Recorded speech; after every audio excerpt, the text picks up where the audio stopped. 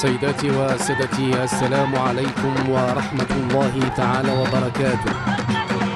تعيش العلاقات المغربية الأردنية هذا اليوم حدثا مشهودا يشكل منعطفا تاريخيا في مسار الروابط القائمة بين المملكتين المغربية والأردنية من خلال زيارة رسمية التي بدأها اليوم للمغرب صاحب الجلالة وبركاته. تعيش العلاقات المغربية الأردنية هذا اليوم حدثا مشهودا يشكل منعطفا تاريخيا في مسار الروابط القائمة بين المملكتين المغربية والأردنية من خلال زيارة رسمية التي بدأها اليوم للمغرب صاحب الجلالة الهاشمية الملك عبد الله الثاني بن الحسين ملك المملكة